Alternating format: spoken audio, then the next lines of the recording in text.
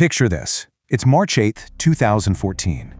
A huge Boeing 777, carrying 239 people, takes off on a totally routine flight from Kuala Lumpur to Beijing.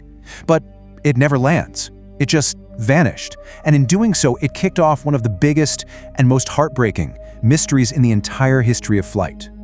So that's the big question, right? How does a modern, state-of-the-art jetliner, a plane that's supposed to be tracked by radar and satellites every second of its journey, just fall off the map? Well, to get to the bottom of it, we're going to follow the exact same trail of breadcrumbs that investigators had to piece together one clue at a time. You know, for the first hour, everything was just textbook. The takeoff was perfect. The climb to 35,000 feet was smooth as silk. The plane's computers sent out a routine data check, just like they're supposed to. Everything was completely, totally normal, right up until that final, chillingly calm sign-off from the cockpit. And it's really that last message. That's the exact moment this story flips from a normal flight into a profound mystery. Think about that.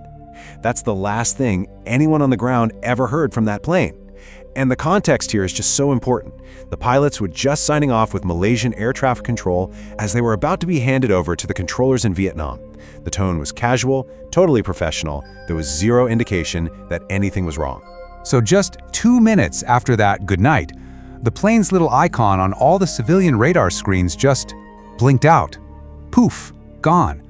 Its transponder, the device that shouts out the plane's identity and altitude, just went silent. For the air traffic controllers, it was like the plane hit an invisible wall and ceased to exist.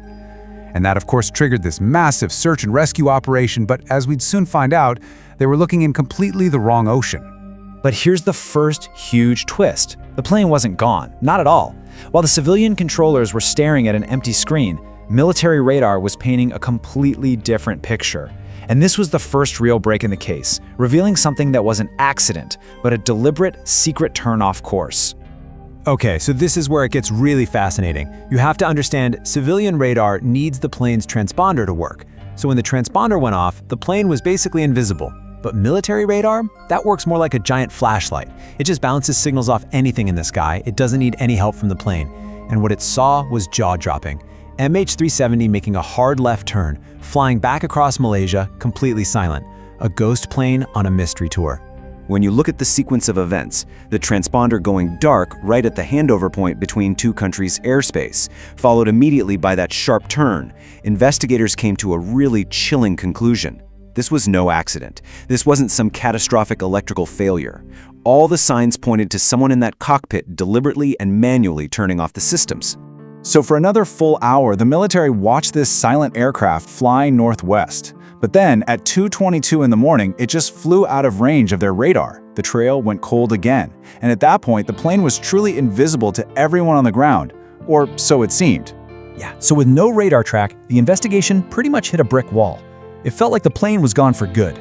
But then, the next huge breakthrough came from the most unexpected place you can imagine. These faint electronic whispers that were picked up by a satellite floating in orbit high above the Indian Ocean. It's incredible, really.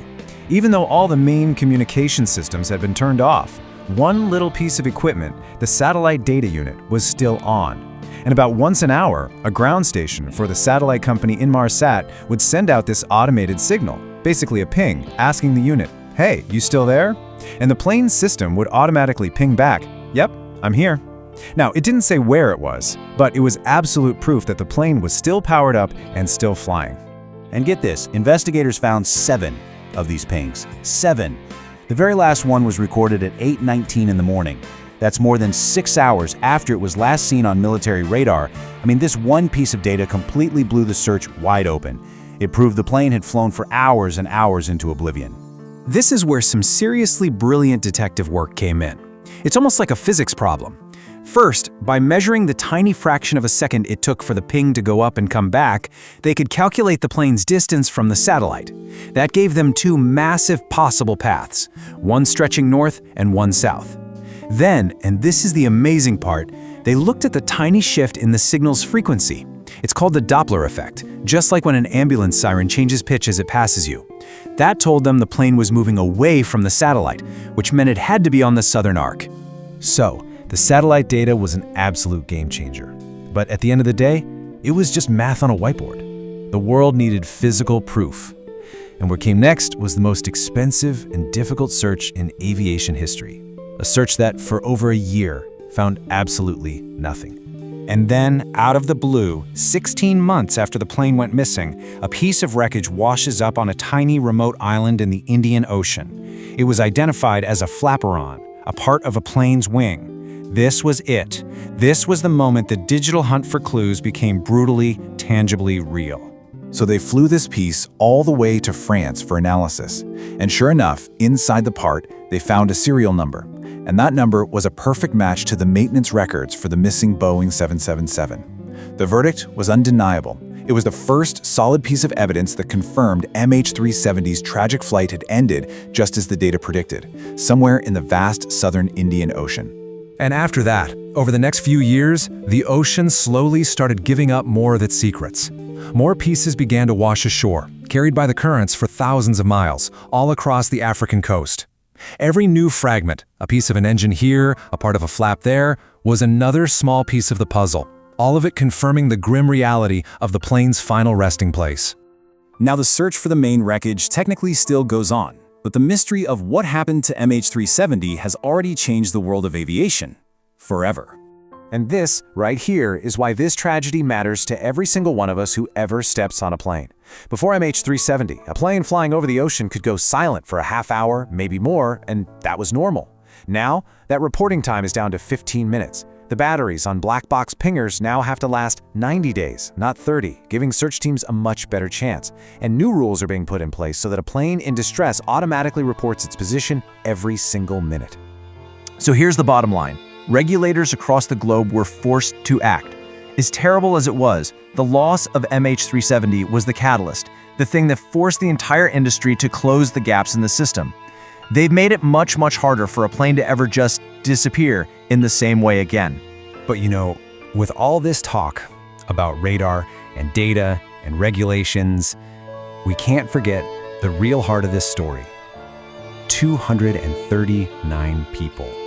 239 passengers and crew members got on that plane, and their families are still, to this day, waiting for answers that may never come.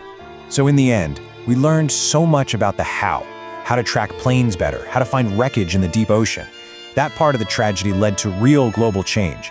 But without the flight recorders, the ultimate haunting question of why it all happened, what really took place inside that cockpit after that final goodnight, well, that remains a ghost, lost somewhere in the crushing darkness of the Indian Ocean.